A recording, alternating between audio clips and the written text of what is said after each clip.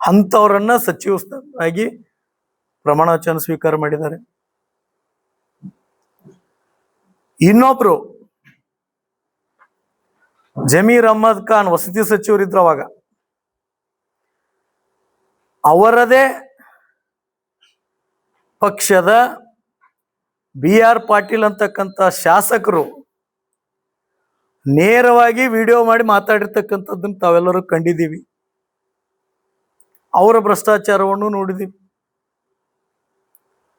ಇನ್ನೋರ್ವರು ರಾಷ್ಟ್ರೀಯ ಮಟ್ಟದಲ್ಲಿ ಈಗ ಇರ್ತಕ್ಕಂಥ ನರೇಂದ್ರ ಮೋದಿ ಅವರಿಗೆ BJPಗೆ ಬೈದ್ರೆ ನನಗೆ ಸಚಿವ ಸ್ಥಾನ ಕೊಡ್ತಾರಂತೇಳಿ ವಿಚಾರವನ್ನಿಟ್ಟುಕೊಂಡು ಪ್ರತಿದಿನ ಮೀಡಿಯಾ ಮುಂದೆ ಬಂದು ಇಲ್ಲ ಸಲ್ಲದ ಆರೋಪಗಳನ್ನು ಮಾಡತಕ್ಕಂಥ ಕಾರ್ಮಿಕ ಇಲಾಖೆ ಸಂತೋಷ್ ಲಾಡ್, ಕಾರ್ಮಿಕ ಇಲಾಖೆಯಲ್ಲಿ ಏನ್ ಭ್ರಷ್ಟಾಚಾರ ನಡೆದಿದೆ ಅನ್ನೋದನ್ನ ಎಲ್ಲ ಜನ ಜಾಹೀರಾಗಿದೆ, ಎಲ್ಲ ಜನರಿಗೆ ಗೊತ್ತಿರ್ತಕ್ಕಂಥ.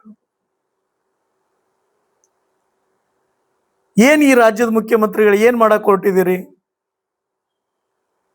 ಸಚಿವ ಸಂಪುಟದಲ್ಲಿ ಸಚಿವ ಸ್ಥಾನ ತೋಳೋದಕ್ಕೆ ಹಿಂದಿನ ನಿಮ್ಮ ಸರ್ಕಾರದಲ್ಲಿ ಯಾರು ಹೆಚ್ಚು ಭ್ರಷ್ಟಾಚಾರ ಮಾಡಿ ಹಣವನ್ನು ಗಳಿಸಿದಾರೋ ಆ ಹಣವನ್ನ ಕೇಂದ್ರದ ನಿಮ್ಮ ಹೈಕಮಾಂಡಿಗೆ ಕೊಡೋದ್ರ ಮುಖಾಂತರ, ಕಾಂಗ್ರೆಸ್ಸಿನ ಹೈಕಮಾಂಡಿಗೆ ಕೊಡೋದ್ರ ಮುಖಾಂತರ ಸಚಿವ ಸ್ಥಾನವನ್ನು ಗಿಟ್ಟಿಸ್ಕೊಂಡಿದಾರ. ತಮ್ಮ ಮೇಲೆ ಇಡಿ ಕೇಸ್ ಇದ್ರು ಸಹಿತ ಎಷ್ಟು ಉಡಾಪೆಯಿಂದ ನಾಳೆ ಅವರಿಂದ ಒಬ್ಬ ಭ್ರಷ್ಟಾಚಾರಿ ಮಂತ್ರಿಯಿಂದ ಬಳ್ಳಾರಿಯಲ್ಲಿ ಧ್ವಜಾರೋಹಣ ಕಾರ್ಯಕ್ರಮವನ್ನು ಮಾಡ್ತಾ ಇದ್ವಿ. ರಾಹುಲ್ ಗಾಂಧಿ ಅವರೇ, ನಿಮ್ಮ ಕೈಯಲ್ಲಿ ಸಂವಿಧಾನವನ್ನು ಹಿಡ್ಕೊಂಡು ತಿರುಗಾಡ್ತಾ ಇದ್ದೀರಾ. ಬಾಬಾ ಸಾಹೇಬ್ ಅಂಬೇಡ್ಕರ್ ಅವರಿಗೆ ನಾವು ಗೌರವ ಕೊಡ್ತೀವಿ ಅಂತ ಹೇಳ್ತಾ ಇದ್ದೀರಾ. ಬಾಬಾ ಸಾಹೇಬ್ ಅಂಬೇಡ್ಕರ್ ಅವರು ಕೊಟ್ಟಿರ್ತಕ್ಕಂಥ ಸಂವಿಧಾನದ ಅಡಿಯಲ್ಲಿ ನಡೀತಕ್ಕಂಥ ಸರ್ಕಾರದ ಸಚಿವರು 187 ಕೋಟಿ ಹಗರಣದಲ್ಲಿ ಭಾಗಿಯಾಗಿರ್ತಕ್ಕಂಥ ವ್ಯಕ್ತಿ. ಅವರನ್ನು ಸಚಿವ ಸಂಪುಟದಲ್ಲಿ ಸೇರಿಸ್ಕೊಳಕ್ ನಿಮ್ಗೆ ಗೊತ್ತಾಗ್ಲಿಲ್ವಾ?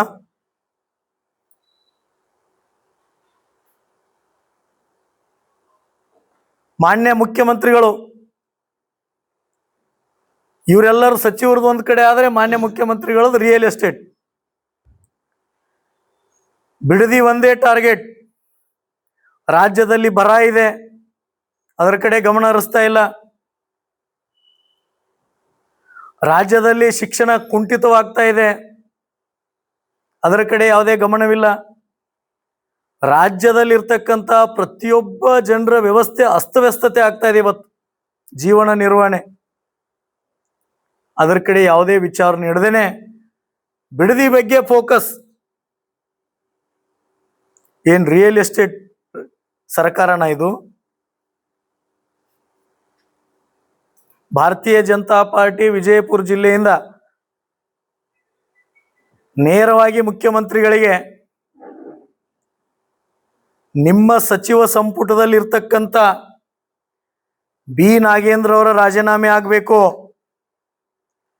ರಾಜೀನಾಮೆ ಆಗದೇ ಇದ್ರೆ ಸದನದ ಒಳಗಡೆ ವಿರೋಧ ಪಕ್ಷವಾಗಿ ಭಾರತೀಯ ಜನತಾ ಪಾರ್ಟಿ ಮತ್ತು JDS ಎರಡೂ ಒಳಗೊಂಡು ಉಗ್ರವಾದ ಹೋರಾಟವನ್ನ ನಮ್ಮ ವಿರೋಧ ಪಕ್ಷದ ನಾಯಕರು, ನಮ್ಮ ಶಾಸಕರು ಅಲ್ಲಿ ಕೈಗೊಳ್ತಾರೆ.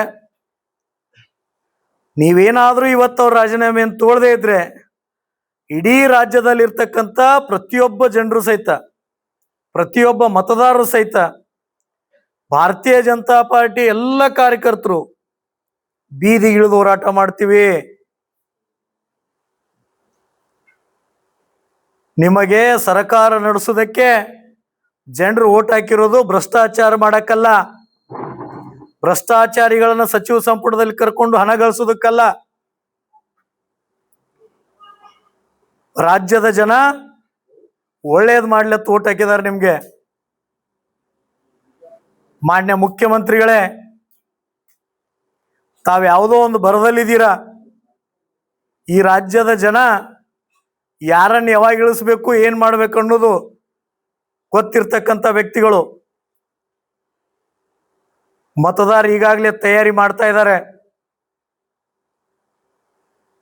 ನಮ್ಮ ಒತ್ತಾಯ ಇದೆ, ಭಾರತೀಯ ಜನತಾ ಪಾರ್ಟಿಯ ಒತ್ತಾಯ ಇದೆ.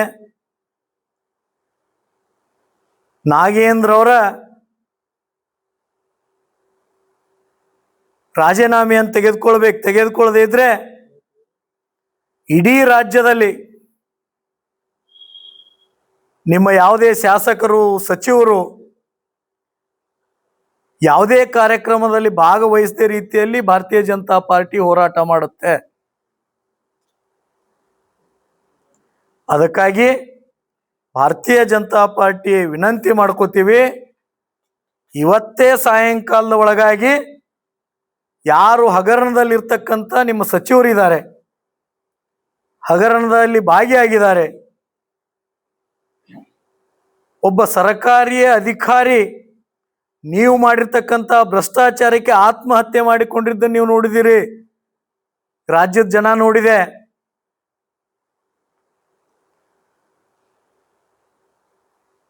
ಇಂಥ ವ್ಯವಸ್ಥೆಯಲ್ಲಿ ಸಹಿತ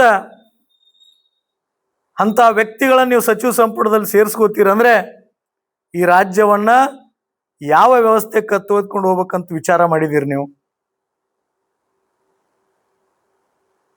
ಅದಕ್ಕಾಗಿ ಭಾರತೀಯ ಜನತಾ ಪಾರ್ಟಿಯ ಇಡೀ ರಾಜ್ಯದ ಕಾರ್ಯಕರ್ತರು, ರಾಜ್ಯದ ಜನರು, ರಾಜ್ಯದ ಬಗ್ಗೆ ಚಿಂತನೆ ಮಾಡ್ತಕ್ಕಂಥ ಹಿರಿಯರು ನಿಶ್ಚಯ ಮಾಡಿದ್ದಾರೆ. ಎಲ್ಲ ವರ್ಗದವರು ಸೇರ್ಕೊಂಡು ನೀವೇನಾದರೂ ರಾಜೀನಾಮೆ ತಗೊಳ್ಳದೇ ಇದ್ರೆ ಇಡೀ ರಾಜ್ಯಾದ್ಯಂತ ಬೀದಿಗಿಳಿದ ಹೋರಾಟ ಮಾಡ್ತೀವಿ.